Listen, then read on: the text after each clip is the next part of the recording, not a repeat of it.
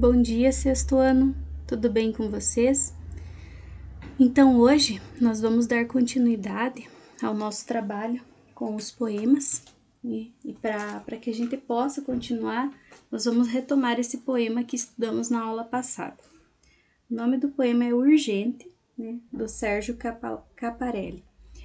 Então, assim, nós vimos que esse poema é um poema que ele está a favor do visual. Então, o visual dele ali, gente, ele representa o Cristo Redentor, como a gente já tinha falado. E assim, a linguagem utilizada nesse poema é a linguagem que tem um sentido figurado, que também a gente chama de sentido conotativo, como também já vimos na aula passada. Então, o título, né, também quando a gente ouve esse título urgente, você já automaticamente pensa em uma notícia, né? Aí ele diz assim: uma gota de orvalho caiu hoje às 8 horas do dedo anular direito do Cristo Redentor, no Rio de Janeiro. Seus restos não foram encontrados. A polícia não acredita em acidente. Suspeito o vento. Os meteorologistas, os poetas, os passarinhos choram inconsoláveis. Testemunha presenciou a queda. Horrível. Ela se evaporou na metade do caminho.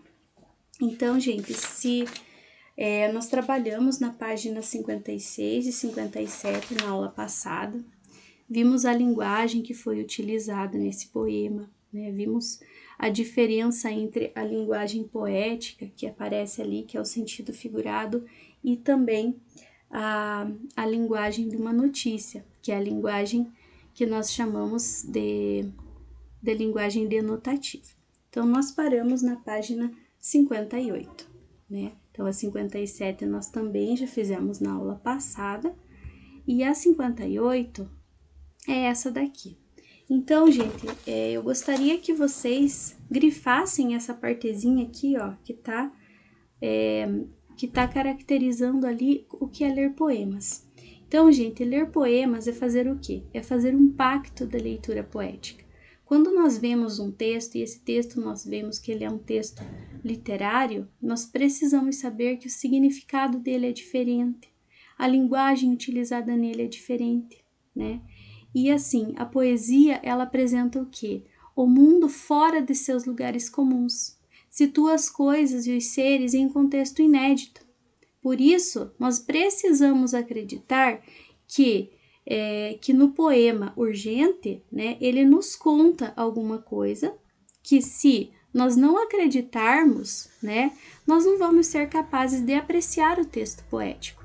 Então, isso aqui, gente, é uma fala muito importante, né? É a fala que, inclusive, explica uma dúvida que alguns alunos colocaram para mim na aula passada. Professora, mas o que tem de poético nesse poema? Né? O que tem de poético? Qual é o sentido dele? É a emoção, é o sentimento. A partir do momento que nós lemos um poema, que nós declamamos um poema, que nós ouvimos um poema e que nós pensamos que esse poema vai trazer sentimentos, vai trazer emoções para a gente, nós estamos utilizando a linguagem poética. Então, cada um vai entendê-lo de uma forma particular, né? E a gente precisa exercitar isso, né? Exercitar. Fazendo o quê? Lendo mais poemas, tentando entender o que ele tem por trás de cada palavrinha ali, fazer uma leitura mais aprofundada, né? Então, é isso que essa parte da nossa apostila propõe pra gente, né? Quando ela fala de leitura de poemas, de organização de poemas. Então, gente, ali na questão 12, nós temos o seguinte: o poema diz testemunha, e ele traz aqui uma barra. Então, o que significa essa barra? Significa um verso, né? Então, quando nós não temos a escrita dos versos ali, que é cada linha do poema, a gente tem uma forma diferente de escrita, a gente pode separar os versos por barra. Testemunha presenciou a queda, horrível, ela se evaporou pelo caminho. O poema não revela quem é a testemunha do crime. Quem será? Justifique sua resposta. Gente, nessa questão vocês vão utilizar a imaginação de vocês, vão utilizar a criatividade, né, para poder dizer quem que testemunhou esse crime. Se nós pensarmos que que no Rio de Janeiro, que o Cristo Redentor recebe muitos turistas, né? Que ele recebe muitas pessoas, que é um lugar muito bonito. A gente pode pensar o quê? Que de repente, sei lá, um turista pode ter testemunhado, né? Como a gente sabe que na linguagem poética tudo é possível. Um passarinho pode ter testemunhado isso, né? Então, cada um vai utilizar ali a sua imaginação em escrever quem poderia ter testemunhado este crime. Na letra B, nós temos: por que a identidade dessa testemunha não foi revelada? Por que será, gente? Porque é uma característica do texto literário, do texto poético. Por quê? Porque ele quer que você perceba, que você use a tua imaginação, que você estimule a tua criatividade, né? Para você poder entender de maneira diferente, né? Então, essas lacunas que um texto literário deixa pra gente, é que elas precisam ser preenchidas pela nossa interpretação, né? Então, por que não é colocada essa identidade? Para que cada um utilize a sua criatividade, a sua imaginação e identifique quem é esse personagem. Na número 13, nós temos o seguinte, ó: releia mais um trecho do poema. O meteoro, lojistas e poetas e os passarinhos choram inconsoláveis. Reescreva este último bloco do poema, incluindo-se no texto, da forma que lhe parecer mais poético. Se desejar, ilustre esse final. Então, assim, você vai fazer de conta: eu sou o meteoro. Não, eu sou lojistas. Eu sou poetas. Eu sou passarinhos. Então, vocês vão reescrever essa parte. Vocês vão tomar o lugar de um desses personagens e vão reescrever, ó. Por exemplo, se você escolher ser os poetas, você pode dizer assim, ó: os meteorologistas, eu e os passarinhos choramos inconsoláveis, né? Choramos inconsoláveis. Ah, professora, eu quero escolher, por exemplo, ser deixa eu ver quem. Os meteorologistas. Eu, os poetas e os passarinhos choramos inconsoláveis. Então, vocês têm que mudar também o verbo que aparece aqui, né? Porque quando eu falo em choram, eu estou falando eles, a terceira pessoa do plural. Quando eu falo choramos, eu estou falando de nós, da primeira pessoa do plural, tá bom? Então, reescrevam ali e façam um desenho, gente, bem bonitinho, tá?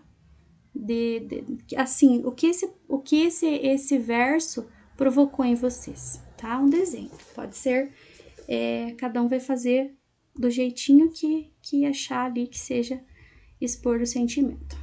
Agora, nós temos um outro poema aqui, gente.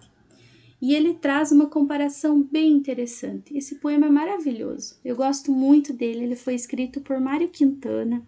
Então, o Mário Quintana, ele era um poeta que gostava de escrever sobre coisas que para eles são parte da própria vida dele, que é a poesia, no caso. Então, ele diz assim: os poemas. Os poemas são pássaros que chegam não se sabe de onde e pousam no livro que lês. Quando fechas o livro, eles alçam voo, como de um alçapão. Eles não têm pouso, nem porto. Alimentam-se um instante em cada par de mãos e partem. E olhas então essas tuas mãos vazias no maravilhoso espanto de saberes que o alimento deles já estava em ti. Gente, vejam que coisa mais linda esse poema, né? Ele é muito bonito. Ele revela pra gente o quê? Ele revela que os poemas, eles são pássaros. O que o pássaro faz? O pássaro vai de um lugar para outro, como eu contei na aula passada para vocês, quando a gente trabalhou com aquele poeminha dos pássaros. Ele faz o quê? Ele procura um lugar, né? E ele pousa onde? No livro que lês. A partir do momento que ele chega na tua vida, que a leitura, que o poema, que o livro chega na tua vida, é como se você abrisse um alçapão, como se você libertasse tudo aquilo que você tem dentro de si, todas as suas emoções, todos os seus desejos, todas as suas vitórias, e você começa a acreditar no mundo diferente, a usar uma linguagem diferente, a se comunicar com as pessoas de uma linguagem diferente. E o que é esse alimento desse pássaro? que seria o nosso conhecimento, que seria a nossa vida, é cada palavrinha que tem ali no livro. Quantas vezes a gente tá triste, aí a gente lê ali um poema, a gente lê um texto, a gente lê alguma coisa que deixa a gente bem. Às vezes uma oração, né? Eu, por exemplo, quando eu tô triste com alguma coisa, eu procuro, assim, orações que me acalmam, que me fazem acreditar que existe um ser superior que cuida da gente, que protege a gente, né? Então, gente, o poema é para isso. O poema serve para isso. Ele serve para nós intensificarmos os nossos sentimentos, as nossas emoções, tá bom? Então, gente, o que a tia Dani quer que vocês façam aqui? Que vocês façam uma ilustração desse poema. Desenhe, faça um desenho bem bonito que represente esse poema, tá? Aí, aqui embaixo, nós temos assim, ó. Ao lermos um poema, fazemos um pacto. Lembra o que eu falei para vocês do pacto? É quando a gente vivencia uma leitura e a gente sabe que essa leitura vai ser diferente, certo? Assumimos que os poemas são pássaros, que se alimentam em nossas mãos. Aceitamos e compreendemos que o alimento dos pássaros, os poemas, está em nós. Fazemos um pacto para aceitar que assim seja. Sem pacto, não há leitura poética, que consiste em aceitar o inusitado, o absurdo, o ilógico e o incomunicável. Também lembrei da aula passada, quando uma aluninha disse para mim, tia, mas eu não consegui entender o significado desse poema. Quando eu pedi para ela colocar ali o que o poema trouxe de emoção para ela, ela falou, não trouxe nada. Então, gente, é aí que tá, né? É aí que tá a coisa mais importante de uma leitura de um poema, que é o quê? É você criar esse pacto, é você saber que esse poema, ele vai, se você fazer uma leitura diferente, não uma leitura assim objetiva, né? Não uma leitura objetiva, mas uma leitura que vá lá dentro do teu coraçãozinho, né? Ele vai te trazer alguma coisa. E esse pacto é para você entender a linguagem poética. Né? Nós temos que aceitar o inusitado como uma gota de água caindo do dedo do Cristo Redentor. Nós temos que aceitar o absurdo, que é um passarinho ser testemunha, por exemplo, ou o ilógico, ou alguma coisa que não está da lógica, como a gente viu também na aula passada, ou algo que a gente não consegue comunicar, né? Então, ó, por exemplo, gatos são poemas ambulantes, né? Isso é uma coisa inusitada, é uma coisa ilógica, mas a partir do momento que eu faço um pacto de leitura, né, um pacto de leitura poética com você, você vai conseguir interpretar de uma maneira, né? Eles fazem o quê? Eles fazem a gente pensar, eles trazem emoção, quando eles chegam com o rabinho ali nas pernas da gente, eles fazem você se sentir bem, eles trazem o sentimento da alegria, né? Então aqui ele pede para que você crie um teu. Pega qualquer coisa aqui, gente. O que pode ser poema? Tudo pode ser poema, né? Tudo pode ser poema. Natureza são poemas, visuais, por exemplo, né? O que eu posso pegar? Qualquer palavra. Você vai pegar qualquer palavrinha aqui para mostrar que dentro da linguagem poética, qualquer palavra pode se tornar poema, tá bom? Certo? Então, gente, na próxima página tem uma atividade que vocês vão fazer. Essa atividade vocês vão escrever aqui no caderno e vão fazer no caderno bem bonito, bem caprichado. Então, vocês vão pensar assim, vão desenhar vários pássaros, tá? Vários pássaros. E vão dispor eles no papel da forma que vocês conseguirem colocar como se fosse um pássaro voando, ó. Por exemplo, eu coloco um pássaro aqui, um aqui, um aqui, um aqui. Vários pássaros, pode ser modelo diferente, pode ser um só. Se vocês tiverem pássaros em casa, de repente recorta, cola, faz uma colagem ali bem bonita. E vocês vão pegar aquele poema, Os Pássaros, e vão dispor as palavras da maneira que vocês acharem legal.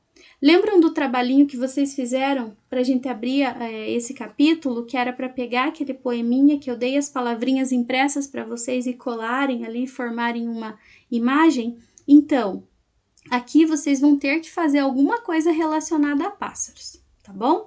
Então, eu digo para vocês fazerem no caderno porque tem mais espaço. Aqui o espaço é muito pequenininho, tá bom? Então, vocês podem, né, ó, como tá aqui as dicas para essa produção, vocês vão observar e desenhar vários pássaros, aquilo que eu falei. Aqui ele fala para fazer cópias do poema e imprimir, né, para você ter o material para colagem. Se você quiser fazer isso, você pode. Você pode também escrever a palavra, de repente, com uma canetinha para ficar, né, visível. Você pode recortar palavras de revistas, de jornais, para você colocar, né?